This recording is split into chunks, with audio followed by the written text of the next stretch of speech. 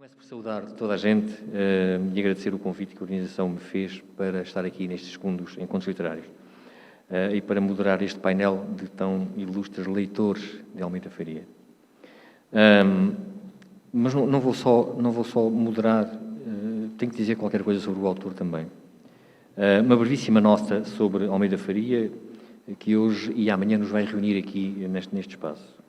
Almeida Faria, escritor, romancista, dramaturgo, autor de contos também, com alguma experiência em poesia, formado em filosofia e professor de estética, e que nos honra mais uma vez com a sua presença nesta sua terra e que tem ao longo do tempo atraído para a leitura das suas obras várias gerações de leitores que, lendo esses livros em fases diferentes da sua vida, sentindo precisamente para além da palavra, e já escrevi uma vez o que vou dizer, sentindo que para além da palavra, que é uma das principais personagens das suas narrativas, apercebe-se também esse leitor do papel fundamental do espaço, que é disso que vamos falar hoje, do espaço, seja ele micro ou macro, interno ou externo, como o invólucro que sufoca, provocando ao mesmo tempo os inevitáveis sentimentos contraditórios nas vozes e na vontade de libertação.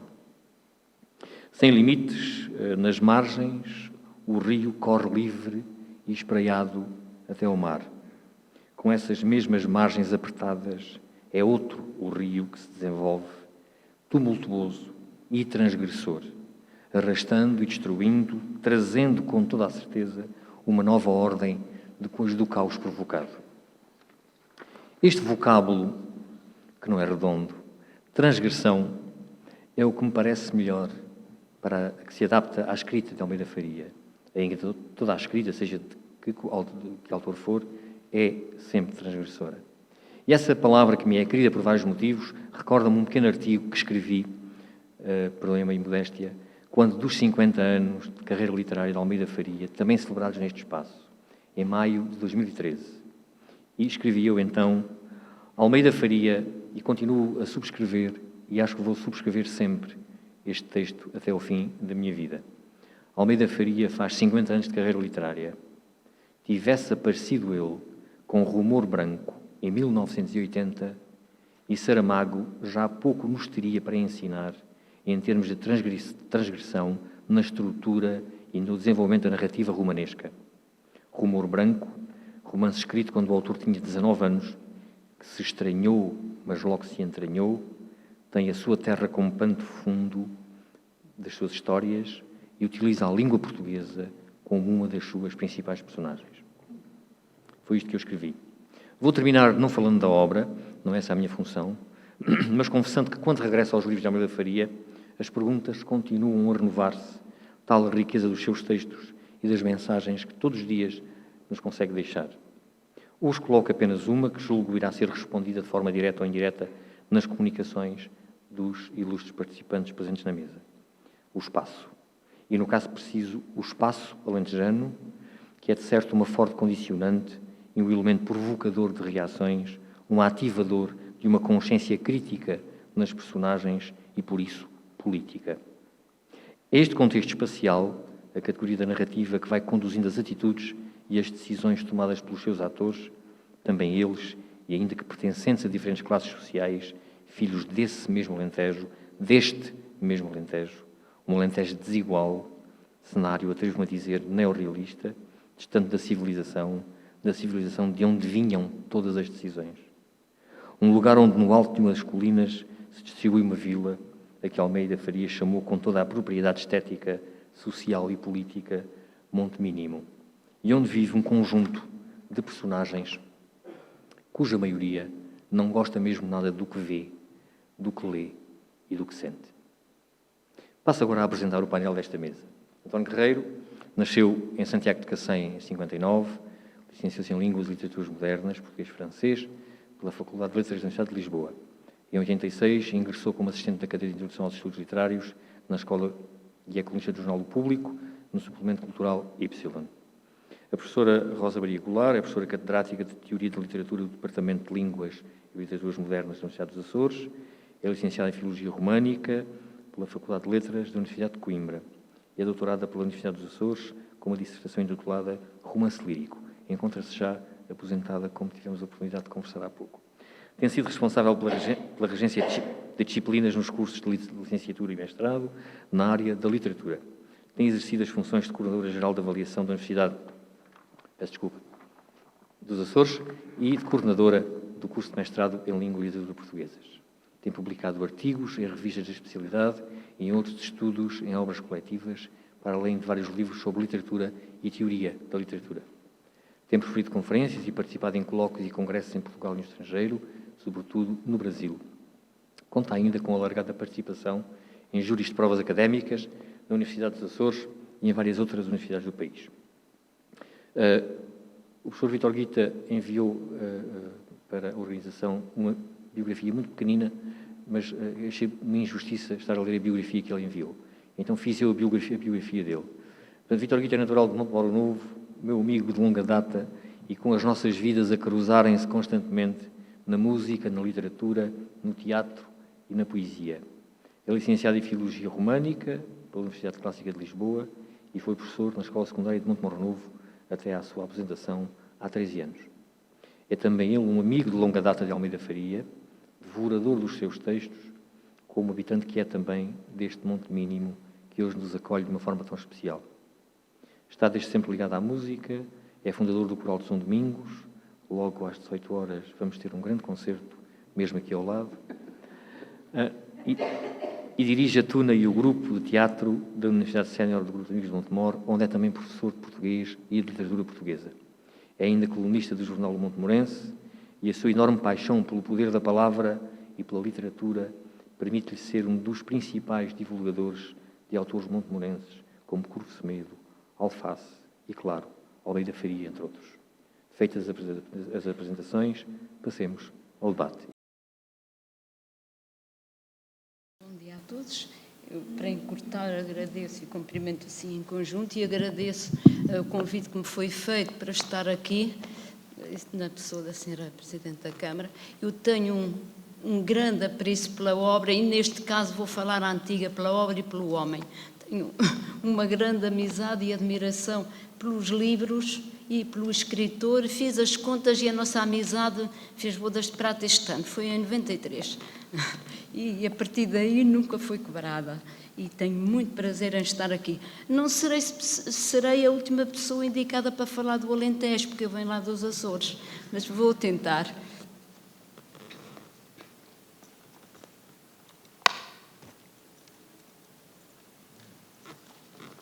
Pois, não sabia que está bom. Na ficção de Almeida Faria, o título é Vozes do Alentejo e Murmúrio do Mundo. Na ficção de Almeida Faria sobressaem, a meu ver, mais as vozes das personagens do que as ações por elas realizadas, sendo por aí que tudo se define e se decide. Para além da troca epistolar, forma de diálogo silencioso, é significativa a preponderância dessas vozes de proveniência vária, a começar pelas da terra que o vi nascer e a acabar nas do mundo que murmura na tão interessante narrativa da sua viagem à Índia. Em Lusitânia e Cavaleiro Andante, a escolha do epistolar como género, há quem chame também subgénero, como género enquadrado no romance, faz ressaltar o hibridismo e permitir-lhe retirar dessa aliança uma eficaz complementaridade à função narratológica. Com efeito, o romance, apesar de todas as metamorfoses por que a modernidade ou a pós-modernidade o tem feito passar, parece ainda sustentar-se fundamentalmente da narratividade, seja ela à maneira clássica, seja nas suas metamorfoses modernas e pós-modernas. Mas hesito em classificar de apenas narrativa a voz desses romances, porquanto, com notória frequência, a história é mais representada ou mostrada do que narrada, não esquecendo o lugar que o autor dedica à descrição, em que também é mestre, e à produtividade que dela retira Eu gostaria ainda de voltar a este aspecto um dia. O narrador desses 2 romances, a falar dos epistolares, é um discreto, mas indispensável orquestrador da polifonia instaurada, sendo por seu intermédio que a sequência dos discursos alheios ganha coerência e sentido. A ficção de Almeida Faria vive essencialmente dessa interioridade, das vozes que residem no silêncio da troca epistolar ou da reflexão que só a carta dá a conhecer. Também nos solilóquios, monólogos e sonhos das personagens que não escrevem, mas verbalizam internamente experiências, anseios, angústias. São diários sem voz audível, como classifica Marta os seus numa carta à mãe. Eu não quero falar italiano, que há aqui uns senhores sottovoce, não sei se estou a pronunciar bem. E como não pensar no silêncio dos poetas como metonímico limite de um pleno dizer oposto àquele que se perde no burburinho das vozes incomunicantes do mundo moderno? E, contudo, nos muitos silêncios de que vivem esses romances, as personagens falam e muito. Falam da sua tristeza, de uma irremediável inquietação e deixam perceber uma incurável melancolia num universo que às vezes parece sem possibilidade de redenção, que começa por ser o Alentejo rural, para depois se alargar à condição de ser português num determinado tempo histórico, se estende pelo mundo nas viagens feitas por algumas dessas personagens e, em última instância, pelas realizadas por Almeida Faria, através da história, da filosofia, da literatura, da cultura em geral. E trata-se de uma melancolia que a ansiada revolução dos escravos não veio satisfatoriamente aplacar, como se se tratasse de um mal existencial de raízes bem mais fundas. Neste aspecto, o autor fez-me lembrar Virgílio Ferreira e Miguel Torga, na respectiva relação com o Portugal do pós-25 de Abril, que os 3 desejaram, mas que a nenhum deles parece ter satisfeito. São muitas as passagens de diário em que Torga e Virgílio Ferreira desabafam essa insatisfação em face de comportamentos subsequentes à Revolução. E nós vemos em JC um aliado mais jovem, igualmente desencantado, como vai dizendo em Cartas a Marta. É certo que, confiando o desabafo às personagens, o autor empírico isenta-se de uma responsabilidade direta, mas não de ter profundamente pensado o assunto com o distanciamento e consequente ambiguidade que a ficção autoriza. Nessa partilha de solidões familiares que atravessa a tetralogia, prolonga-se o isolamento das personagens e que não resulta apenas de um desfazamento de mentalidades geracionais, mas de algo mais fundo. Eu falo em desfazamento porque entre os mais novos e os mais velhos da família há também desencontros, como afirma João Carlos, falando do irmão Jó. Na idade dele, estou a citar, eu protestava contra a ditadura.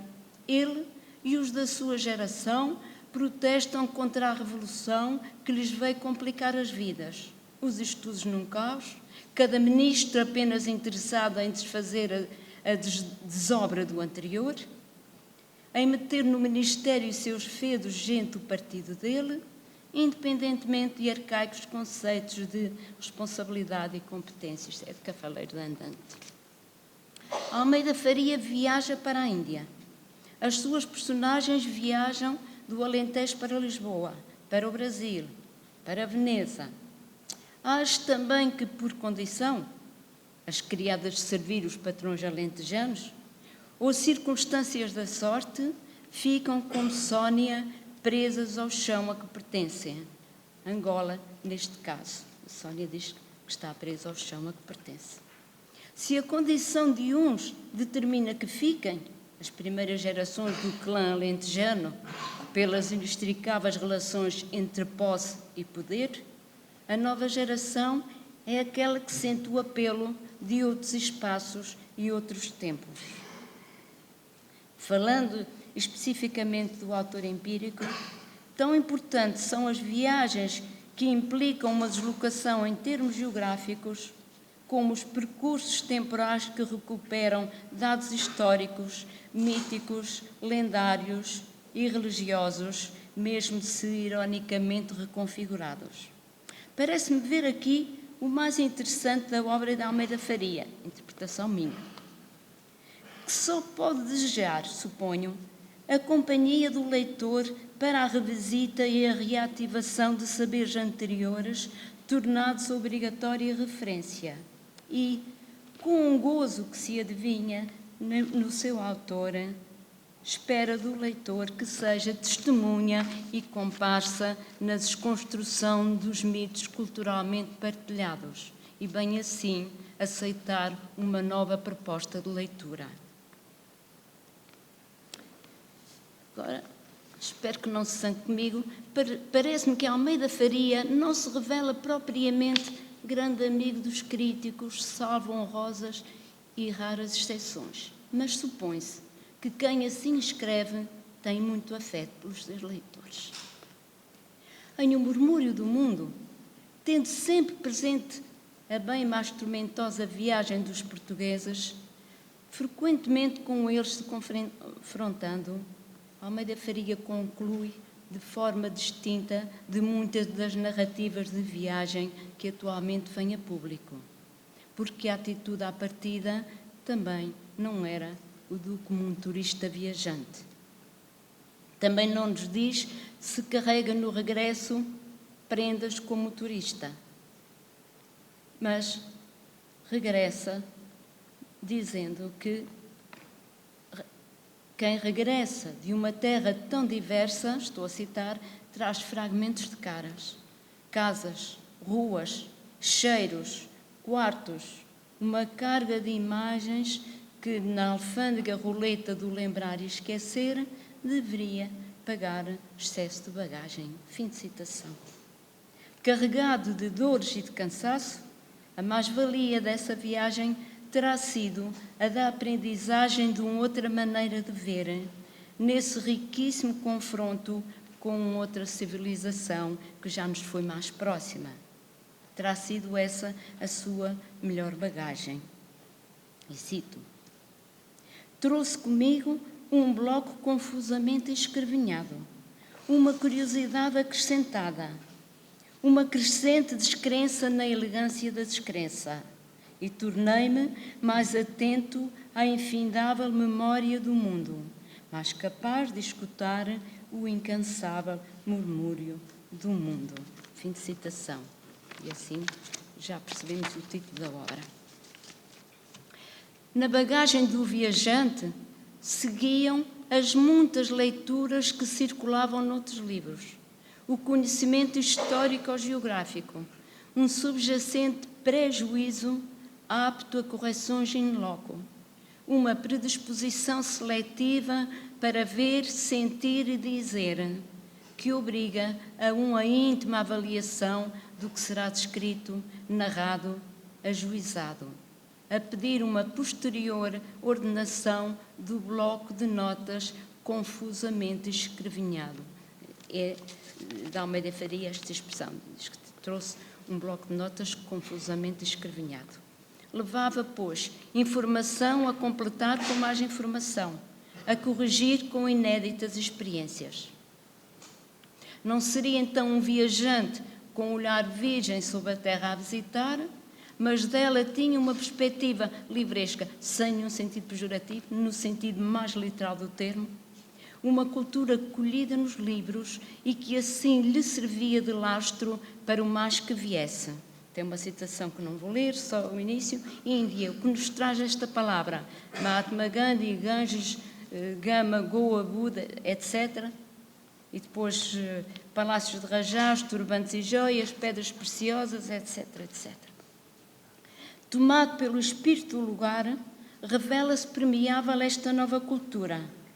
O que, se na Índia tem um sabor totalmente diferente por aquilo que culturalmente dela nos separa, nos parece estar em consonância com o espírito do autor e com o seu conhecido apetite por um alargamento cognitivo a partir da sua formação de base, enriquecida com um saber inter e transdisciplinar.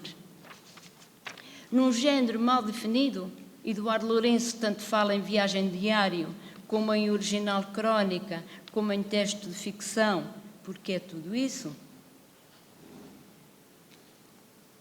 Almeida Faria inovou a partir da matriz quinhentista da literatura de viagens e explorou a sua tendência, já muito conhecida, de misturar realidade histórica com ficção e espaços geográficos com aqueles que na ficção inventa, até chegar a uma inverosimilhança que irrealiza o suposto real que lhe serviria de motivação. Sabemos que o realismo nunca terá sido preocupação dominadora em Almeida Faria, o que não significa alheamento, bem pelo contrário, das vivências e dos problemas da contemporaneidade, de que tem sido atento e lúcido intérprete. Mesmo na parte cronística mais canónica, mantém-se essa hesitação entre o real, o observado e o inventado. Movido pelo cansaço da viagem, da alteração do fuso horário e do desconforto do alojamento, interroga-se, por exemplo, sobre as suas próprias percepções, como refere a propósito de um grupo de crianças que encontrou, crianças pedintes, e depois, uns parágrafos à frente, pergunta-se, poucas horas passadas, tendo adormecido tardíssimo e acordado cedo demais, num tempo indeciso, em que para o relógio do meu corpo, estou a citar, o dia era ainda a noite anterior, interroguei-me sobre se o olhar duro daquelas crianças adultas for um pesadelo da hora do lobo, a pior hora da noite, ou se as mãos infantis, as bocas tristes e as caras pedintes realmente existiam. Do Murmúrio do Mundo, página 30.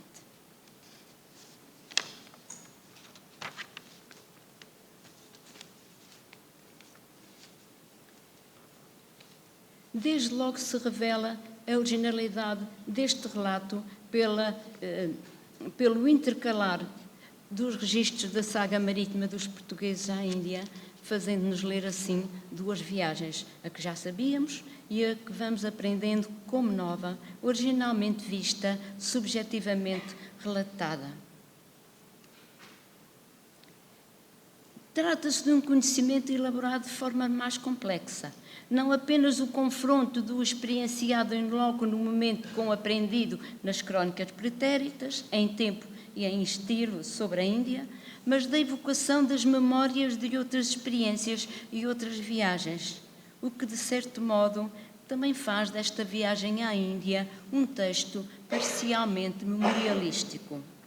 É uma memória de lugares caros ao escritor, pela sua marcante presença na obra ficcional. Lembro, por exemplo, a referência a Veneza, e talvez não tenha tempo, e não quero ultrapassar o tempo que me é dado, para fazer uma citação da recordação de Veneza a propósito da viagem à Índia, e que é uma passagem, mas eu salto aqui um bocadinho, que não faz grande falta, e leio porque me parece muito interessante. Lembro-me de descer de noite do comboio em Veneza, num longínquo novembro, caminhar ao longo da gare quase vazia, sair do átrio da estação e deparar com as luzes mortiças na outra margem do canal, junto a uma igreja iluminada.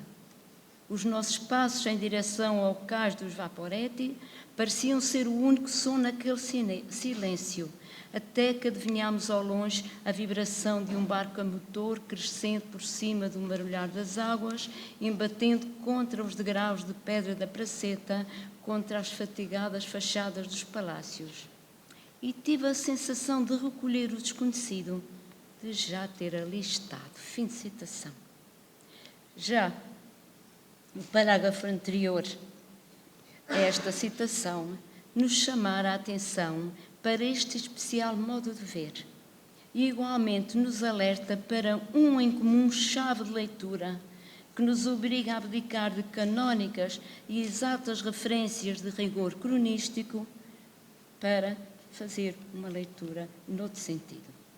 Seguindo as sugestões do autor, o leitor é então solicitado a lançar mão de outra hermenêutica e a suspender, ainda que momentaneamente, a crença no rigor descritivo que se esperaria numa narrativa regida, em princípio, pelo pacto autobiográfico. E cito: "No misto de curiosidade e de cansaço, adivinho em vez de ver. A fadiga alerta-me os sentidos, os ouvidos tornam-se mais atentos, as narinas mais sensíveis, reparo melhor em cada ser, em cada som ou cheiro, sem saber se fico mais consciente de mim mesmo ou se o espírito do lugar toma conta de mim e me dissolvo nele." Fim de citação. Aquela viagem à Índia, descontados os propósitos do convite, aparece assim numa sequência lógica das outras andanças pelo mundo, levadas a cabo pelo escritor em toda a sua obra. Sobressai também, e é um processo não inaugurado aqui, mas muito bem representado, um Almeida Faria, escritor e ensaísta, que reflete sobre o que vê, mas também sobre a condição humana, sobre o homem nas suas variantes comportamentais e culturais. Escreve de forma crítica ou reflexiva, como faz o ensaio. Não se dirá que se pinta a si próprio como fazia Montaigne, mas deixa inapagáveis pinceladas de si, como faz o bom ensaísta criativo. Almeida Faria é um excelente romancista, o que nos leva de imediato a pensar no modo narrativo. Mas a plasticidade da sua narrativa, que já queria ser diferente em Rumor Branco, mostra a apta a interferências discursivas várias e à fácil dramatização ocorrida em Vozes da Paixão. Fácil não quanto ao labor autoral, mas pela natural transformação das falas, tão dadas ao monólogo interior ou ao solilóquio, em réplicas enquadradas pelas didascálias, clarificando assim a caracterização indireta que se deduzia de comportamentos e discursos não exteriorizados no texto narrativo. Estou a terminar.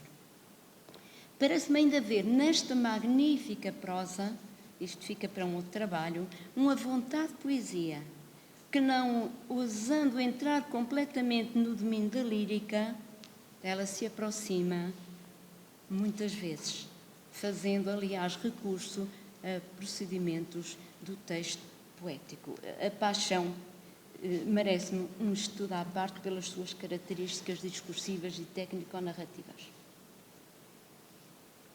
Aliás, o texto dramático versificado, mesmo se em verso branco, socorre-se de outros recursos técnico-formais próprios do poema em verso, como sejam as recorrências fónicas presentes em alguma rima, na anáfora e em outras formas de redundância técnico-formal, como esta passagem de Vozes da Paixão, respeitante à fala de André, e que exemplarmente atesta o que acabo de dizer. E nem os galos cantam, nem os anjos se levantam, só os cães ladram longe e entre eles se respondem.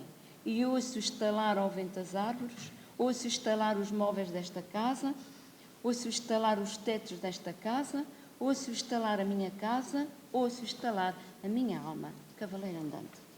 A poesia é, enfim, um outro modo de ler o mundo, que não se deixa ler enquanto narrativa estruturada, que está afastada da epopeia, que ensaia um drama onde se alternam vozes mais do que ações, que cede subtilmente à tentação diarística, uma forma mais de ir acompanhando certos momentos fulcrais de uma espécie de pathos coletivo. Não se trata do lirismo de tipo romântico expressivista, porque a poesia moderna já é outra coisa, mas sobretudo recuperá-la na vertente etimológica do poiano, de uma especial atenção ao fazer, que mesmo se próximo da linguagem do cotidiano ou centrada por vezes numa rotineira temática que em tempo pretérito se arriscaria a ser julgada, a poética é sempre outra coisa, um novo modo de ver e de dizer, mas que sempre remete para uma visão subjetivada do mundo. A poesia como celebração também pode ser isso, e é muitas vezes. Celebração de si própria sem o explicitar, celebração da escrita enquanto ato de implícita atividade autorreflexiva, sem necessidade de se adentrar na dimensão metadiscursiva que vimos em vários dos nossos melhores poetas do século XX.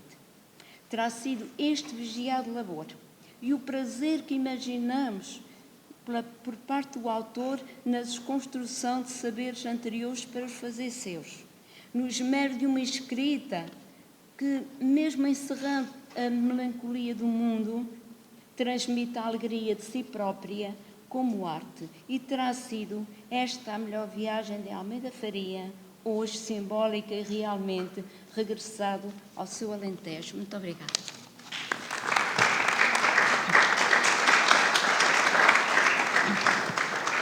Muito obrigado, professora Rosa Maria Goulart, por esta magnífica aula de literatura. Quando eu um dia decidir especializar-me em Almeida Faria, vou pedir-lhe para ser a minha orientadora. Queria dar a palavra então ao António Guerreiro. Pois bem, eu mais uma vez peço desculpa de ter interferido na ordem do programa.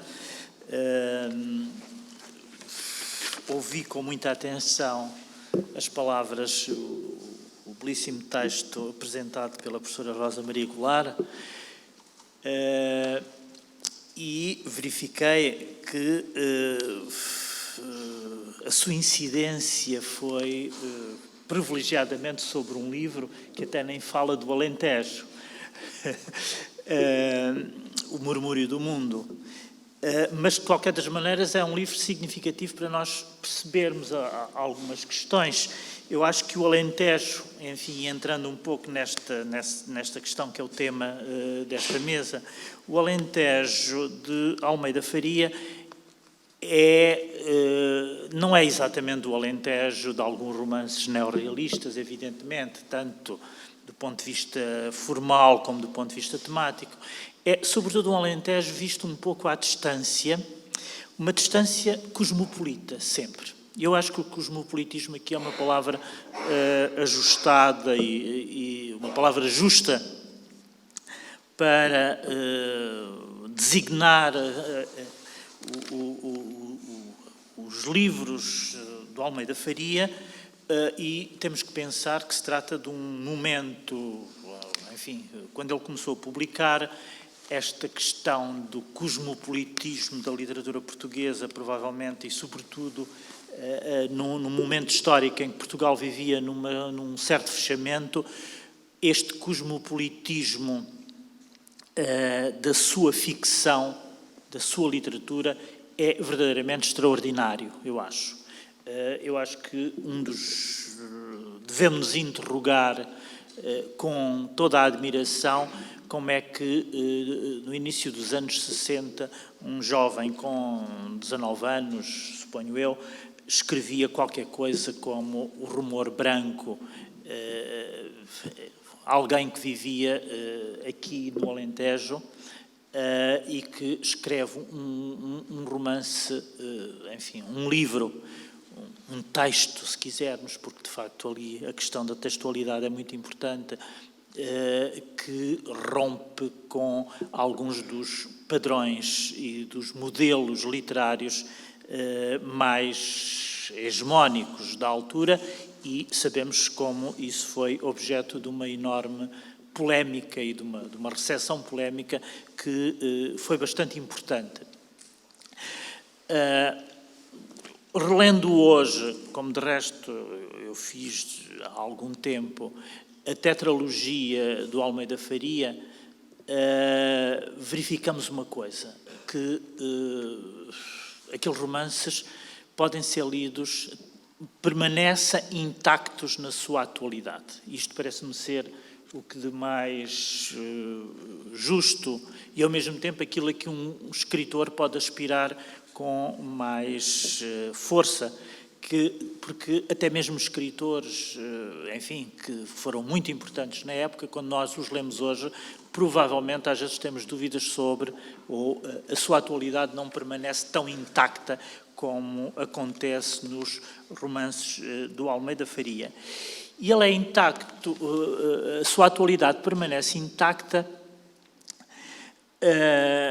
desde logo porque, bem, primeiro por causa dessa pulsão cosmopolita, verdadeiramente. Uma pulsão, quer dizer, não só uma pulsão cosmopolita, uma pulsão também,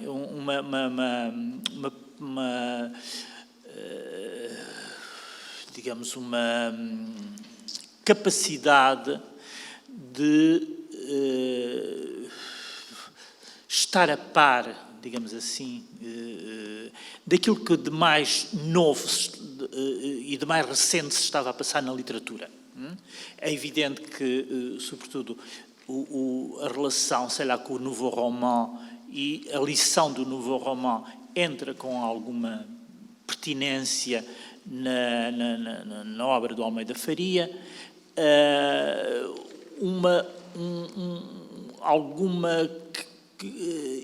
uma certa ideia de romance que quebra completamente todas as pretensões de linearidade narrativa e, ao mesmo tempo, tendência ou um modelo de romance muito mais polifónico e muito mais dialógico do que aquilo que todo o romance neorrealista nos tinha dado.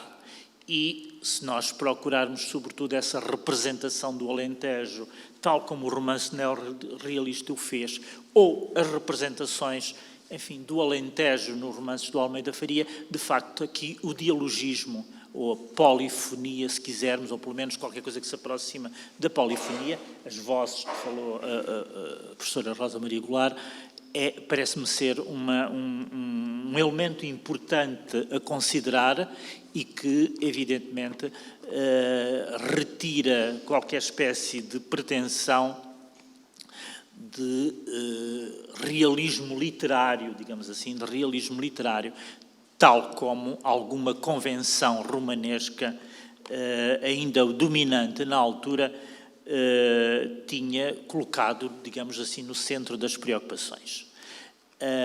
E, portanto, aqui a questão da representação do Alentejo e esta situação ficcional e geográfica, e se quisermos também empírica, vive nessa espécie de tentação da saída e não da entrada, um Alentejo visto um pouco de fora, visto a partir de um ponto de vista, portanto, o ponto de vista é um ponto de vista completamente cosmopolita, de tal modo que a realidade histórica é submetida a uma dimensão crítica muito forte. Uma dimensão crítica muito forte. Essa distância crítica é qualquer coisa bastante pregnante nos textos de ficção, nos romances do Almeida Faria. Por outro lado, há aqui uma série de, enfim, a professora Rosa Maria Goulart falou do Murmúrio do Mundo, uma viagem à Índia.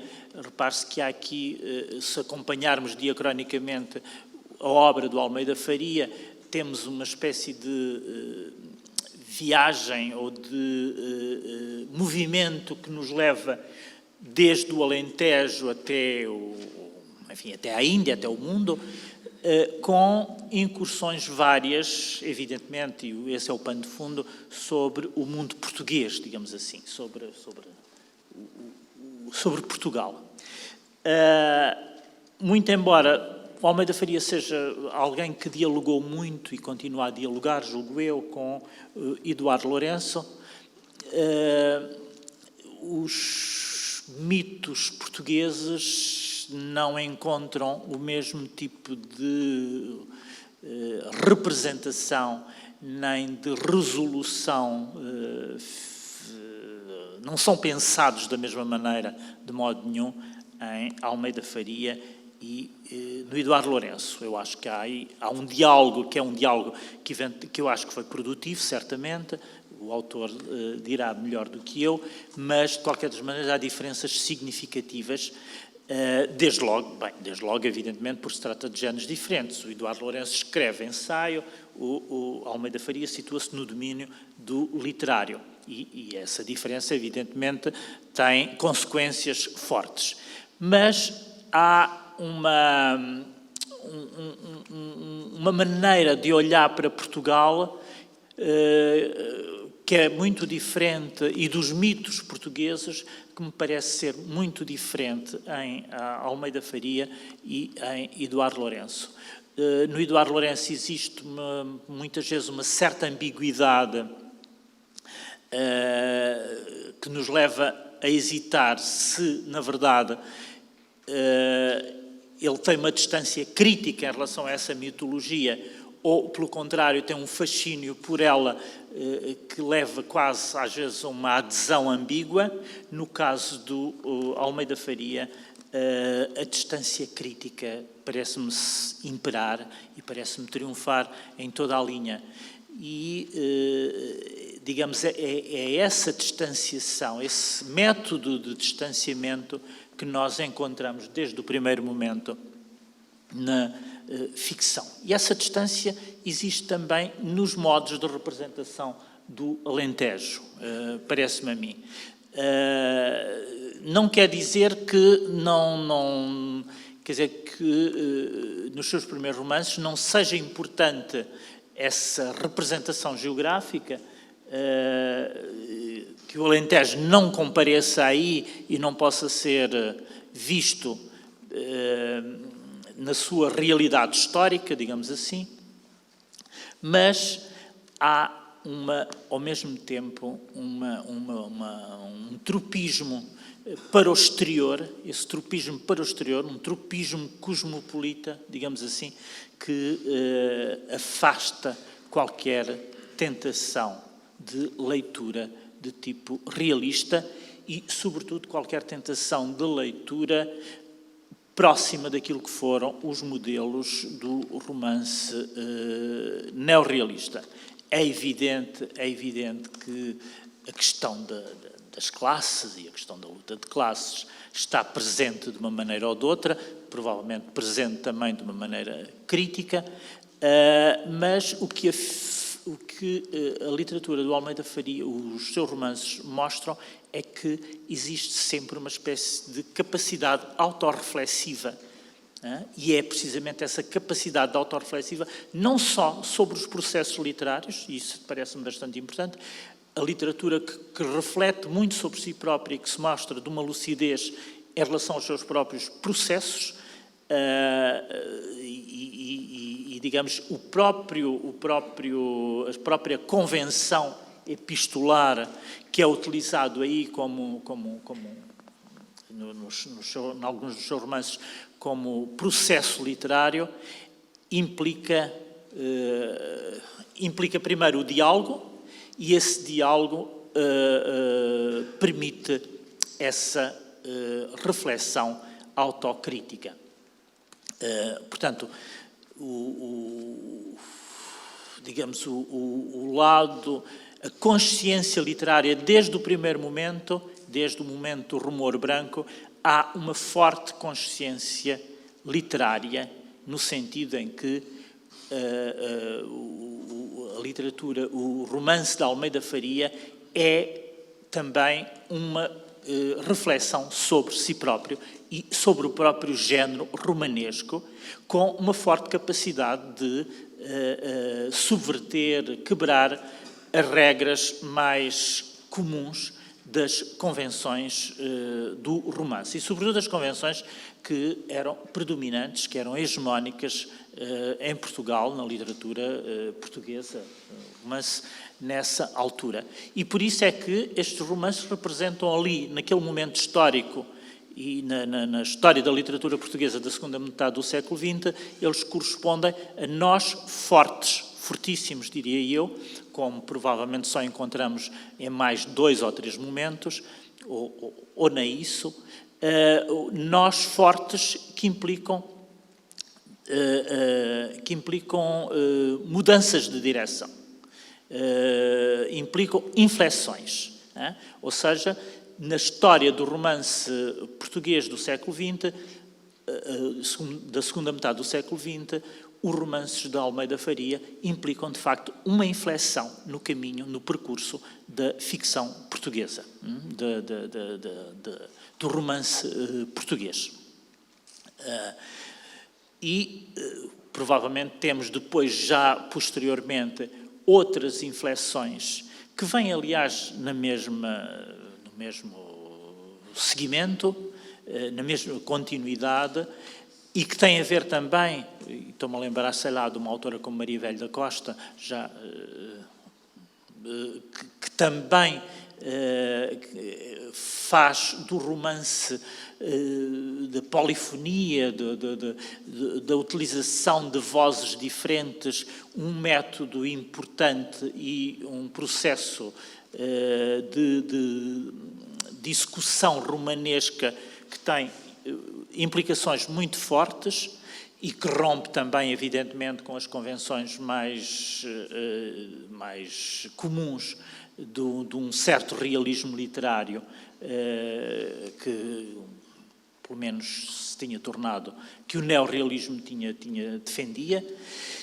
E, evidentemente, há aqui uma espécie de tensão entre, por um lado, um certo formalismo, se quisermos, e, por outro lado, um certo realismo ou um certo conteudismo literário que algum romance ainda prosseguia e alimentava.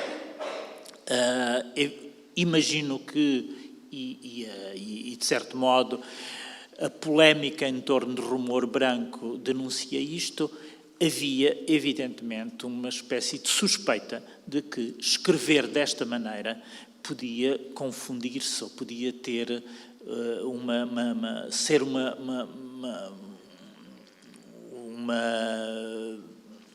digamos, uma tentação demasiado formalista.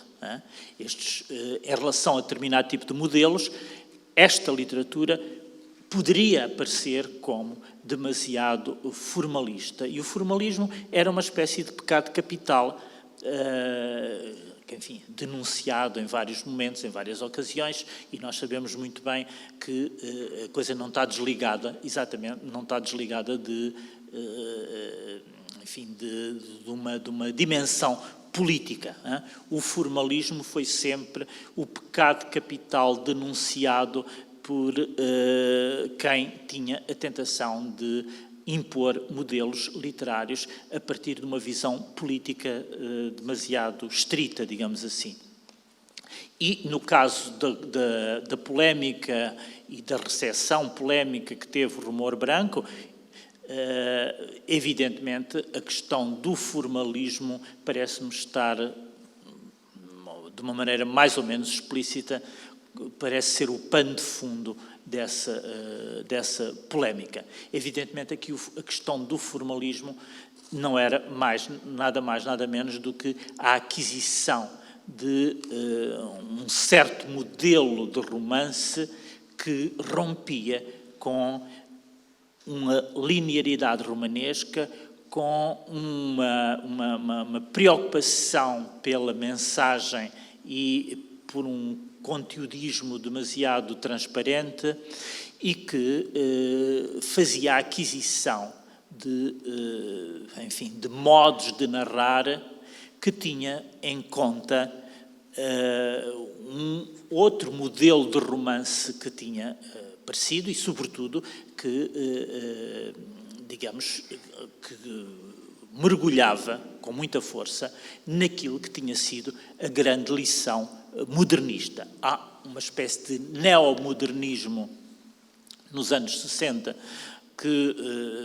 no qual podemos reconhecer o romance do Almeida Faria, e quando mais tarde se começa a falar de pós-modernismo, já no final dos anos 80, se começa a falar do pós-modernismo, a que é que correspondia aí o pós-modernismo? Correspondia muitas vezes a uma renarrativização, ou seja, um regresso à narrativa tradicional, feita muitas vezes de maneira irónica. Veja-se, por exemplo, sei lá, um escritor como o Mário de Carvalho, parece-me que entra aí com alguma pertinência. Podemos ver nele um exemplo disso, não sei se será o exemplo mais demonstrativo, mas há todo um regresso, ao narrativo, que é precisamente aquilo que, no seu momento mais forte, Almeida Faria tinha quebrado com imensa força.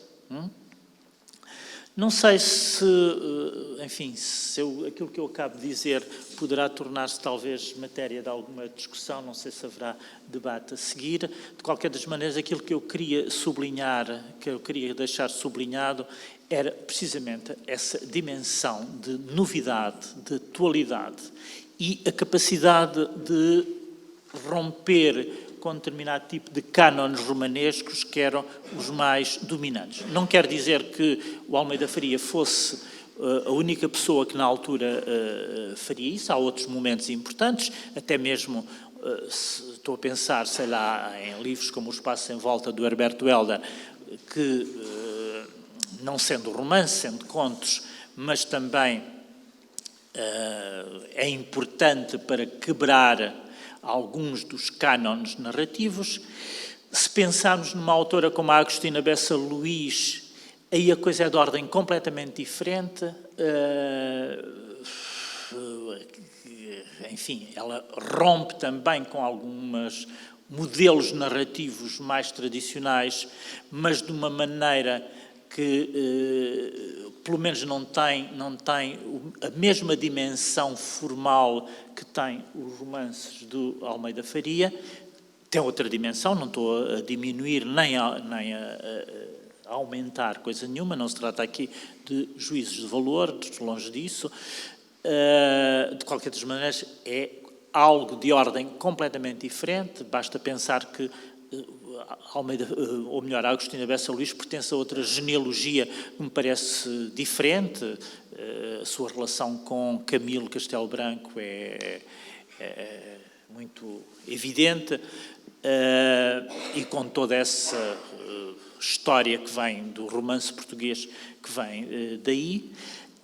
Aqui neste caso, no caso do Almeida Faria, de facto, há um pendor, eu diria, cosmopolita, que num primeiro momento o torna, julgo eu, quase irreconhecível para aquilo que era as linhas dominantes do romance português, e ele surgia assim como uma coisa completamente estranha, um ovni no meio deste panorama, que causou de facto alguma polémica a certa altura. Pensemos, estou a pensar na reação, na polémica entre o Virgílio Ferreira, que foi um defensor desse romance do Almeida Faria, contra o Pinheiro Torres, digamos, há ali um momento de tensão, um momento de polémica, um momento de divergências que foram altamente produtivos, interessantes, e corresponderam provavelmente a um dos últimos momentos que na literatura portuguesa houve verdadeiramente uma luta no campo literário, que é sempre um campo de batalha, e é bom que o seja, e, enfim, devemos evitar de pensar que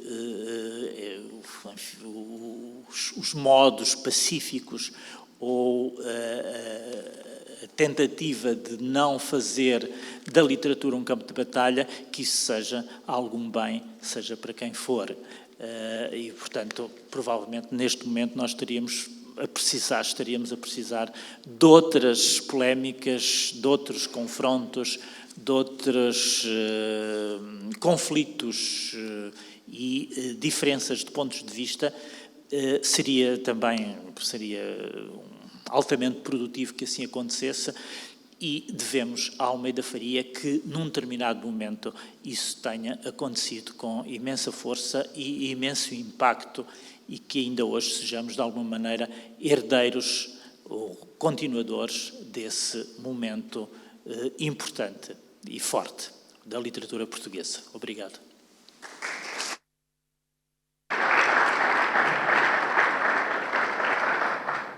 Obrigado, António. Há trocas que vêm por bem. Foi uma participação extraordinariamente enriquecedora para o nosso painel. Passo a palavra ao professor Vítor Guita. Então, bom dia. É bom dia ou boa tarde já? É bom dia ainda. Ok. Em primeiro lugar, um agradecimento à Câmara e à Biblioteca Municipal pelo convite de estar aqui nestas jornadas literárias. Um abraço também muito especial para o Almeida Faria. Eu posso dizer para o escritor e amigo Almeida Faria, já há algum tempo que não nos víamos assim numa relação de proximidade. As últimas novidades que me chegaram, as últimas notícias de Almeida Faria, vieram através de um ex-aluno meu que há dias chegou ao pé de mim e disse: professor, sabe quem é que eu encontrei em Lisboa? Encontrei o Almeida Faria ali para os lados de São Bento e tal. Tem reconhecer-se logo o Almeida Faria? Claro, eu faço parte da geração de alunos que esteve no encontro em 2001 com o Almeida Faria, e são experiências que a gente nunca mais esquece. De maneira que foram as últimas notícias. Queria também, desde já, também agradecer o convite, um convite antecipado que foi feito à Universidade Sénior para logo estar aqui presente com a leitura de alguns excertos dos livros de Almeida Faria, e também a Tuna que irá interpretar alguns temas que falam do Alentejo. Aqui há umas semanas, quando o Nuno Cacilhas me pôs a hipótese de participar num dos painéis, a ideia que me ocorreu assim de imediato foi falar de um tema que era os livros de Almeida Faria como fonte inspiradora de outras formas de expressão artística e não só. O objetivo seria falar de algumas experiências concretas que foram levadas a cabo por estudantes da nossa escola secundária e também pelo coro da Universidade de Évora. E era também uma maneira porque eu estava à espera de encontrar aqui eminentes catedráticos e eminentes especialistas em Almeida Faria. E eu quero-me apenas reduzir à minha condição de professor do ensino secundário e, sobretudo, um incentivador que não desiste de divulgar os escritores da nossa terra.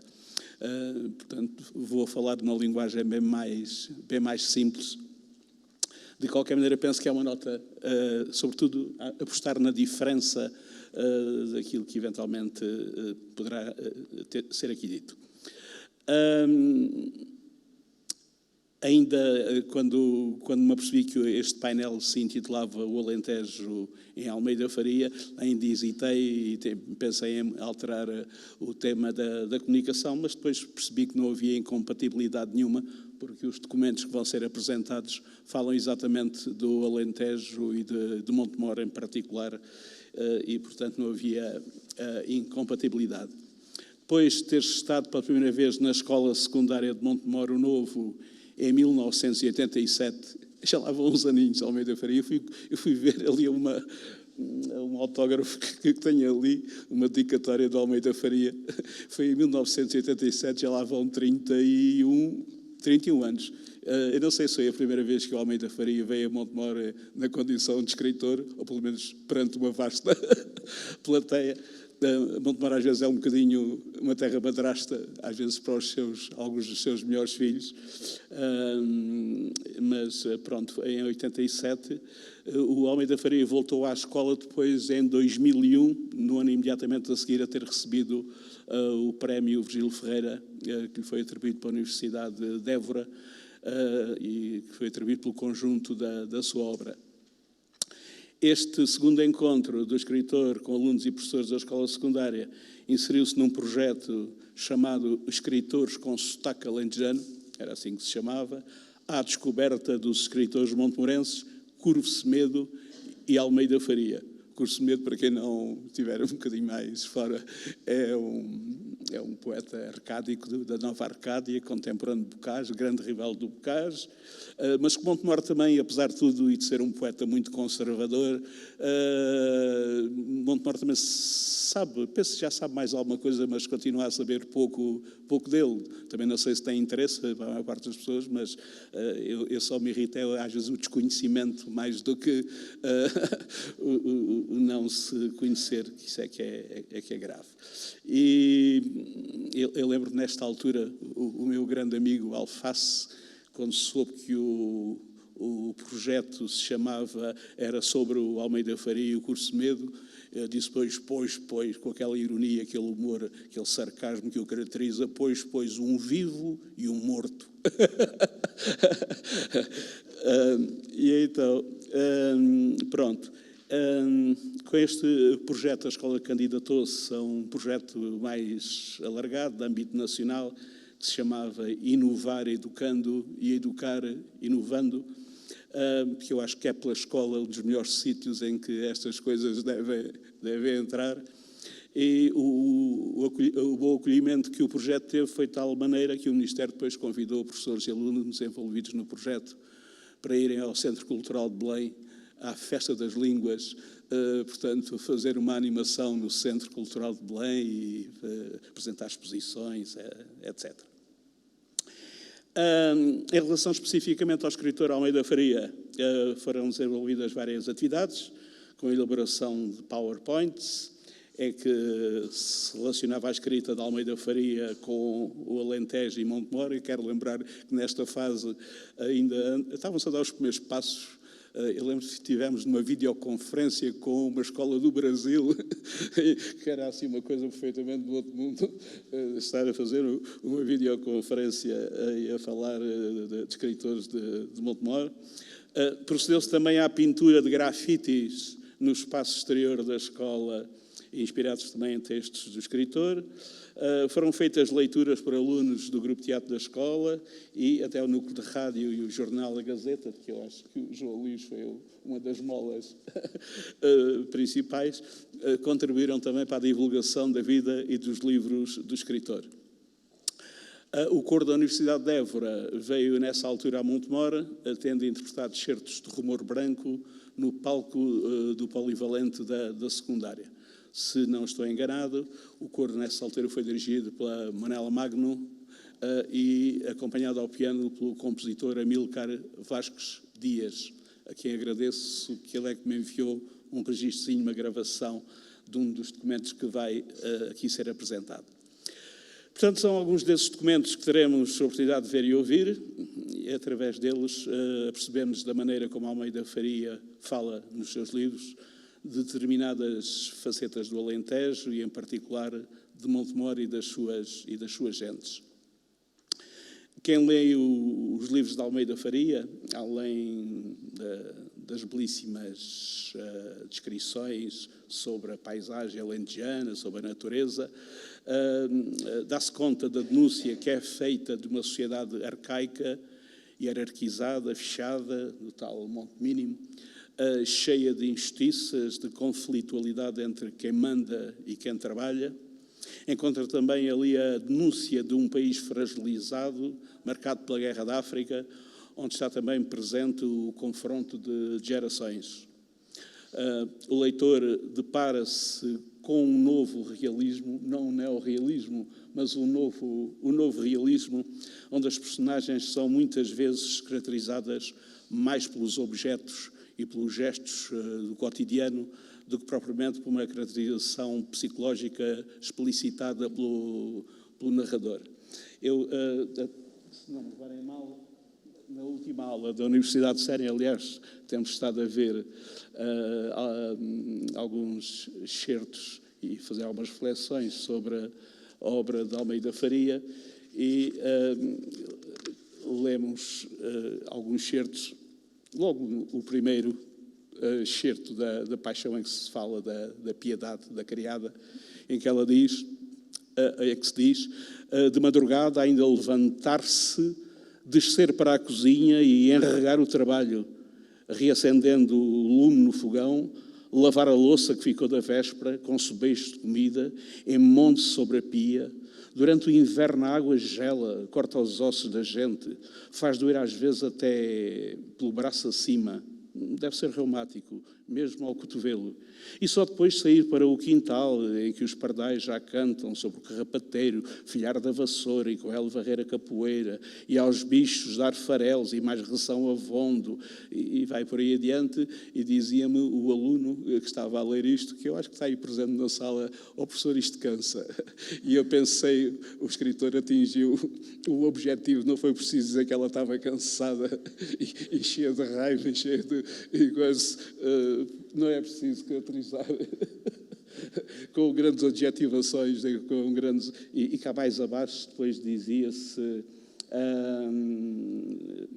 onde é que ela diz? Pegar na alcofa, dentro de cestos e cabanejos, bilhas, tarefas, potes grandes de azeite ou azeitona e alguidares com todos os tamanhos, vermelhos e vidrados, largos para a matança e para o sangue, tachos de cobre, fulvos, em pé contra a parede de fumo nunca escura, branca, branca, caiada e mais caiada. Esta maneira, eu acho que são coisas... Eu ficava aqui, já me rendia só aqui a estas palavras. A maneira de dizer que uma pessoa está cansada, dizer que uma criada anda a caiar e a parede está caiada e mais caiada, é uma forma de exprimir a saturação e toda a violência, às vezes, do trabalho.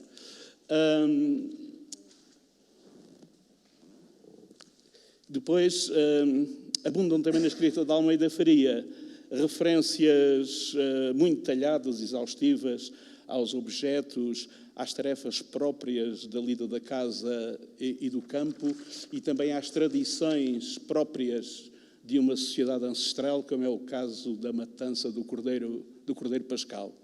As descrições transportam-nos a cada passo para um sem número de sensações visuais, olfativas, tácteis, acústicas, que parecem convidar músicos, pintores, atores a pegarem nas palavras do escritor e transportá-las para outras formas de expressão artística e não só. E foi aqui que eu agarrei um bocado neste tema. Muitas das passagens dos livros de Almeida Faria contêm um registro que podemos apelidar de cinematográfico, tal é o seu grau de visualismo.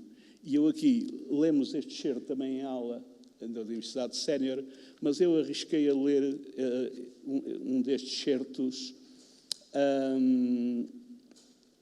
à mesa de um café para lavradores, para gente rude, muito distante, porque costuma-se dizer que a escrita de Almeida Faria é uma escrita difícil e portanto, que pouco é entendível. E ele isto para pessoas, portanto, ligadas à agricultura fora completamente. E li-lhe esta passagem aqui da morte do Cordeiro Pascal. São mais que horas, pensou ele, acordando. Está já muito calor e hoje é o dia. Na vila haverá vozes altas e lamentosas dos animais que morrem. Imolarei também.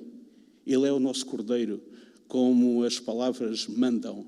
Sem mancha, macho de um ano, agora vou matá-lo dentro da madrugada, num golpe brusco, grave, lhe abrirei a garganta com a faca que gargantas abriu já antes desta, que a sóis outros brilhou iguais aos de hoje, que outrora se abriu ao mesmo sangue. Depois caminharei para os canaviais que se vergam ao vento e com a faca tinta do sangue cortarei um tubo na própria cana verde e nele aplicarei os lábios e sentindo o aroma fresco e leve insuflarei a pele do carneiro e a ele se encherá e o esfolarei e o tornarei pela cauda e cornos tenros e de uma árvore o hei de pendurar pelos dedos e ele dará às folhas o último arrepio e vai por aí adiante. Eu estava a ler isto e dizia umas pessoas que trabalham no dia-a-dia do campo, professor, eu já vivi isso, eu também vivi isso, eu só tenho pena de não ser capaz de escrever dessa maneira, que eu estou a sentir tudo isso que aí está de uma forma impressionante. E pronto, e depois ainda vai um bocadinho mais longe, isto era mais quase para os pintores, quando o escritor se refere à morte, ao cordeiro já depois de morto, morto o cordeiro de Páscoa, pendurado, esfolado, assim aberto, as costelas lisas, brilhantes como plástico pintado, às tiras alternadas, brancas e encarnadas, desde a espinha, com bolhas de gordura nas pernas e barrigas, um cheiro morno intenso, um pouco nauseabundo, as vértebras da cauda apontando para o ar, fígado, coração, língua, fressura, bofe, misturados no sangue já escuro do alguidar. Isto faz muita confusão aqui às pessoas, porque quando se pensa em Almeida Faria, pensa-se num homem da cidade, e como é que consegue refletir estas coisas que só de facto quem vive no Alentejo, em Montemor, não sei como é que um leitor urbano, mas isto ouvir as vozes lamentosas dos borregos, era preciso ter vivido aqui há uns anos em Montemor e imaginar o matadouro e imaginar as carroças carregadas de borregos no mercado e os homens que atravessavam as ruas com uma cana na mão e uma navalha na outra, porque havia pessoas particulares que matavam o borrego em casa e, portanto, todos estes cheiros, todo este vozear dos borregos está entranhado, de facto, em todos nós. Há bocado estava a pensar a palavra tarefa. Tarefa, para a maior parte das pessoas, será o trabalho, a lida, mas a tarefa aqui para nós é o pote onde se põe as azeitonas ou o azeite, e portanto são realidades que irão seguramente a muita gente, mas acho que aos alentejanos em particular dizem bastante, porque está aqui retratada muita da nossa realidade. E depois digo assim, mas não se pense que Almeida Faria recorre às memórias que tem do Alentejo e de Montemor, às tradições, de uma forma conservadora, estática, a cheirar a naftalina. O escritor sabe com enorme mestria associar à memória, à tradição, um toque de novidade, de modernidade. Eu diria mais que um toque, é muita novidade e muita modernidade. E essa novidade vem em grande parte do modo como subverte a construção da narrativa tradicional, e aqui já vou entrar um bocado no domínio dos académicos, como ele subverte a construção da narrativa tradicional sem estar preocupado com as relações de causalidade, sem linearidades, saltando permanentemente no espaço e no tempo, passando sem avisar do mundo do sonho para o mundo da realidade. Existe também uma grande irreverência de linguagem, a nível da sintaxe, da pluralidade de discursos, do jogo das sonoridades. A música é, sem dúvida, um dos pontos fortes da escrita de Almeida Faria. A maneira como ele joga com os ritmos, as aliterações, são perfeitamente extraordinárias. Trata-se de uma escrita com uma enorme força poética. E, para concluir, diria que uma das grandes revoluções trazida pelos livros de Almeida Faria é seguramente a revolução das palavras. E agora passávamos então aqui uns documentozinhos práticos para verem o que é que foi uma possibilidade de interligação. Eu acho que estes documentos também marcam um momento de aproximação cada vez maior do Almeida Faria à sua terra e da terra a Montemor. Aí é o tal. É aqui, este aqui de baixo. Este é que passa. É que giro. E, portanto, eu vou-me deixar guiar pela escolha que os alunos fizeram. Eventualmente não serão os certos que o escritor achará da sua preferência, mas, de qualquer maneira, foram os certos que foram escolhidos pelos alunos. E estes extraídos da Paixão. Obrigado, Carlos. Referindo-se às oliveiras, portanto, a um dos aspectos paisagísticos aqui da nossa zona. Para além da sebe, a sul da Nora, as oliveiras magras, sequiosas, de um verde que o calor torna cinzento ou azulado, com bolsas redondas e disformes nos ângulos da seca, corcundas, sôfregas de seiva, aleijões, dementes dispersados pelos montes. São imagens perfeitamente fabulosas de quem olha para as oliveiras velhas, como aquela que eu tenho atrás da minha casa, no cabeço da Senhora da Conceição. Esta ideia das oliveiras como aleijões, como corcundas, disformes. Acho que era a Marguerite Duras que dizia que a literatura tem que ter alguma coisa de fantasmagórico e, portanto, estas imagens das oliveiras refletem um bocado isso. Isto é carregar ou é rodar? É rodar para baixo. Olá. Depois aqui uma referência aos moinhos, no cabeço próximo, um moinho de 100 velas, habitado e bem caiado, guardado por 2 eucaliptos altos, de folhagem rala, muito lá em cima. Isto é um dos já raros moinhos que existem aqui nos arredores de Montemor, a caminho do Porto das Lãs, a caminho do Rio.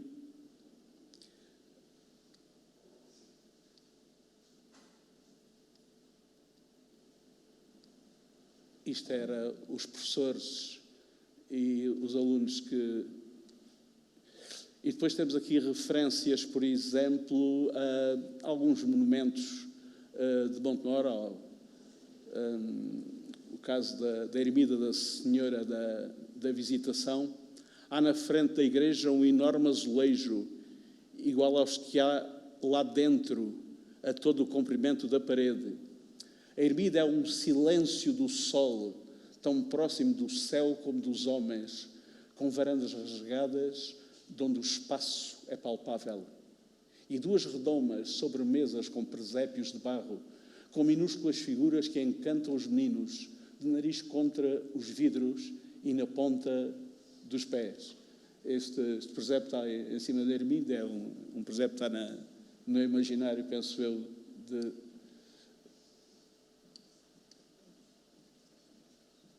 Ok.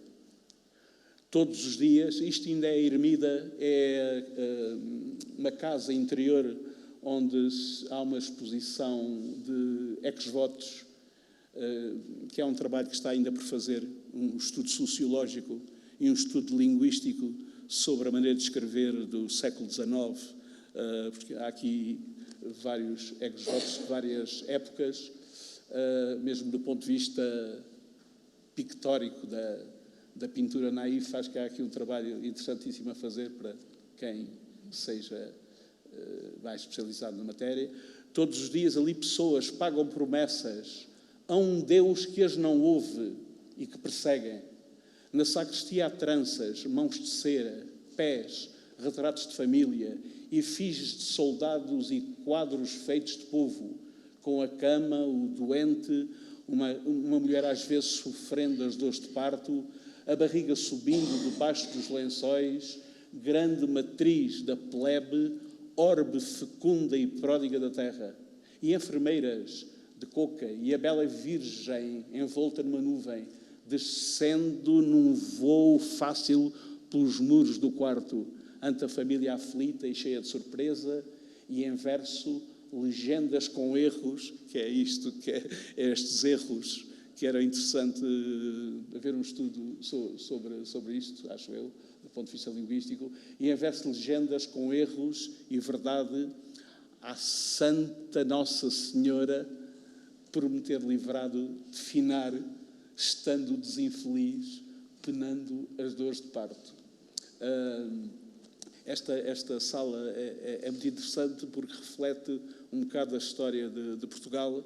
Há imagens do século XIX, com as tais camas, com pessoas que foram salvas da morte e que tinham maleitas, como o catarral e outras doenças da época, mas depois também tem paredes cheias de retratos de marinheiros e soldados que refletem um bocado o período colonial, não é? E depois também aqui uma referência à estação, à ponte do Caminho de Ferro, que está desativada, e à estação do comboio, que foi recentemente transformada em fábrica de chocolate. Mas onde se diz, há uma hora chegava no comboio uma amiga de Arminda, colega da faculdade, com os pais em Angola. Arminda foi a pé, acompanhada do irmão mais novo, esperá-la à estação, na ponta baixa da vila. Na estação, debaixo do alpendre, à sua amável sombra, homens falam baixo, sérios, quando o comboio se ouve por vez primeira, ao longe, da banda de lá da alta ponte de ferro, vertiginosa, em arcos sobre o rio. São estas pequenas coisas que o Almeida Faria introduz, quando o comboio se ouve por vez primeira, esta transgressão sempre da ordem sintática das palavras, e que dá, portanto, um cunho muito, muito particular. Depois também as ruas velhas de Montemor, descendo do castelo, há ruas vesgas, por onde a esta hora gatos malteses passam, ruas desmoronadas, tortas, ruas sem nome, sem data. Isto é muito interessante. Em algumas destas ruas foram habitadas por prostitutas. Desde a Idade Média, temos uma rua que é a Rua da Mancebia, que era onde os almocreves se iam a mancebar, aquilo estão ali paredes meias. Os almocreves e não só, também homens em rapazes. E também a Rua das Pissarras e outras ruas bem típicas de Montemor. Então, a vila em breve, que é o Castelo, que é um dos ex-libris de Montemor, e desculpem estar a dizer isto, mas também estou a imaginar que há pessoas várias que não são de Montemor.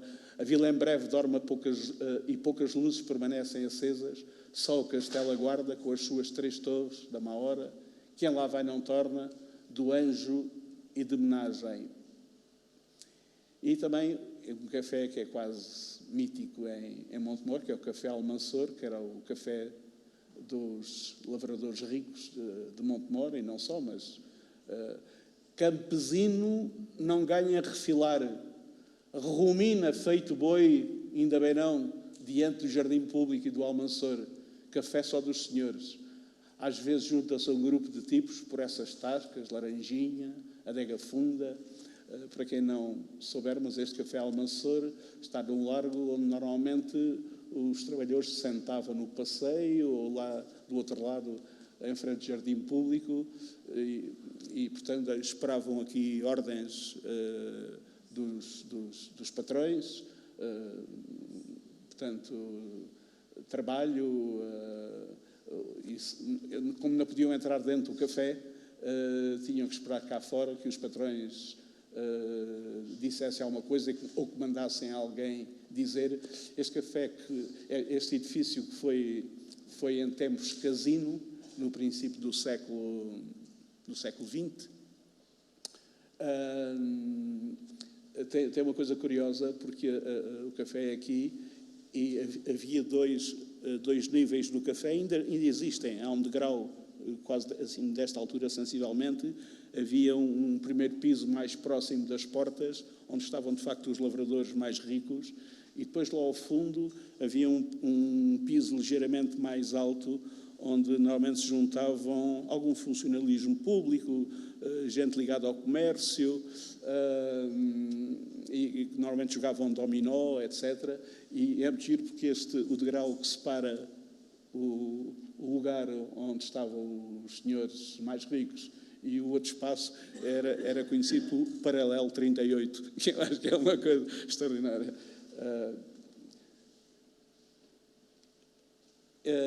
E pronto. Íamos só passar aí agora uma outra coisa, que é um grafite. Portanto, neste ano de 2001, havia uma série de rapaziada da área dos góticos, dos punks, e não só. Portanto, queriam pintar, encher as paredes da escola de grafites, e alguns queriam pintar cabeças de índios e não sei o que mais. E dizia, pá, que pintar cabeças de índios numa escola do Alentejo, eu estou velho e maluco, então você explica-me lá qual é o sentido disso. Então fizemos ali uma espécie de um pacto, que foi arranjar tintas e um profissional dos grafites para vir a Montemor. Eu quero lembrar que há 20 anos os grafites ainda não tinham entrado nas escolas superiores de arte, nem nas galerias de arte, hoje já são aceitos nas cidades. Naquela altura a escola ficou toda em pânico, e então o compromisso foi, arranjava-se os materiais e os alunos comprometiam-se a ler excertos do Almeida Faria, que era na altura o escritor que estava a ser abordado aí no projeto, e cada um escolheu um capítulo, inspirou-se nesse capítulo, e tem muita pena porque é o único vestígio que resta, porque a Parque Escolar, com as obras que fez na escola, meteu picaretas e meteu máquinas à obra. Mas, felizmente, pelo menos, olha, a biblioteca da escola está implantada exatamente a nova biblioteca está implantada nesse lugar. Mas saíram coisas perfeitamente extraordinárias. Houve alunos que se inspiraram, por exemplo, nos chamados naqueles elementos primordiais. O Almeida Faria gosta muito de ir às origens, e então à terra, ao fogo, ao ar, foi o primeiro painel. Depois fez as descrições da primavera, fez uma mulher grávida, houve um que fez uma mulher grávida, que era o sinal de fertilidade, que era um painel bonito. Outro fez uma paisagem do campo, outro fez um grafite sobre a Ponte de Ferro, e a Ponte de Ferro dava depois passagem para a cidade. E eu achei isto curioso, por 2 coisas. Porque os grafites têm algo, e tinham aqui há 20 anos atrás, uma carga de irreverência muito forte, que condiz com a irreverência da escrita do Almeida Faria. E, por outro lado, também esta escolha um bocado quase caótica dos temas, mas depois acabámos por conseguir ali uma narrativa, passar dos elementos primordiais, depois passar para... O segundo era este, que era o peixe, que foi dos primeiros seres, e então apareceu o peixe, depois passámos para a natureza. Agora, este peixe tem uma história muito gira, porque o aluno que fez este peixe inspirou-se num excerto do Almeida Faria. O Almeida Faria, em vários pontos da sua escrita, é um bocado crítico em relação à educação tradicional, que se esquece às vezes de coisas fundamentais, em que se fazem muitas coisas inúteis, e na cabeça do aluno que fez isto, este peixe com uma bola com bolhas de ar, isto representava os professores a falarem, e a não dizer coisa nenhuma. Foi a interpretação que o miúdo fez na altura, que eu achei, portanto, que tinha alguma piada. E pronto, e agora íamos terminar mesmo só com um outro documento, este áudio. Eu peço desculpa, que foi enviado para o compositor e músico Amílcar Vasques Dias. A qualidade não é a desejável, talvez, mas também porque é sobre... Foi aquela interpretação que o coro da Universidade de Évora fez sobre o rumor branco, e é tudo muito sussurrado, aliás, como não podia deixar de ser de outra maneira, e haverá eventualmente alguma dificuldade, mas não vamos passar o documento todo, vamos passar cerca de 2, 3 minutos, mas só para ficarem com uma ideia como é que a escrita do Almeida Faria pode ser transportada para outras formas de expressão, nomeadamente a música. Um dia, João, temos que pensar nisso, o Coral de São Domingos fazer para aí uma coisa dessas. Olha lá. Desculpem a minha linguagem um bocado terra a terra, mas...